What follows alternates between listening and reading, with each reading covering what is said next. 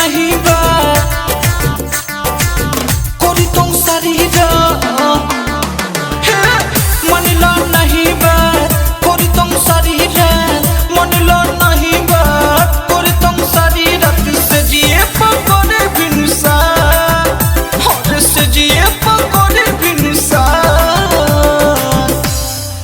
हे सखी मिलन बकोरिया भतार मरला राती में लगाता हे सखी मिलन बकोरिया भतार मरला राती में लगाता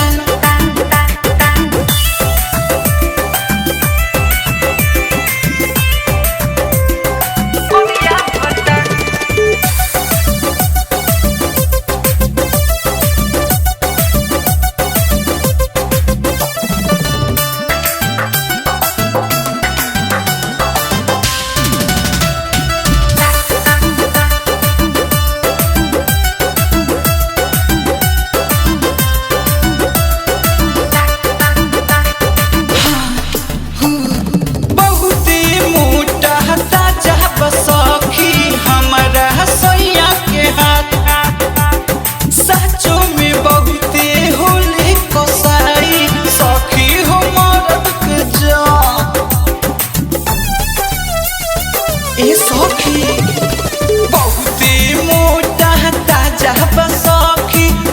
हमारा हसैया के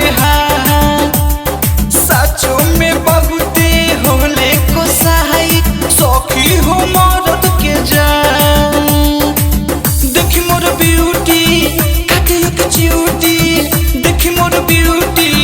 काटियो के चिउटी सच बोलला पहिले छिना हे सखी मिलन बकोरिया भतार मारिला राती में लगाता हे सखी मिलन बकोरिया भतार मारिला राती में लगाता हे सखी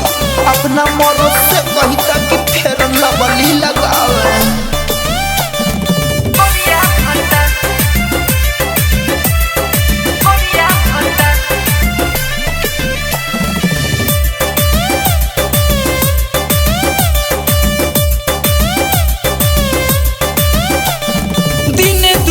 हरिया घरवा में आवे चबरी कलैया धके हो दूसरा हाथे धके कमरिया लागेला हमके पटके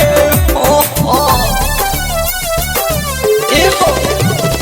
दिन दुपहरिया घरवा में आवे जबरी कलैया धके हो दूसरा हाथे धके कमरिया लागेला हमके पटके हो नम मन सुख बा देत खाली दुख बा नम मन सुख बा देत खाली दुख याद आवेला सुरजाइया हे सखी मिलन बकोरिया भतार मारिला राती में लगाता हे सखी मिलन बकोरिया भतार मारिला राती में लगाता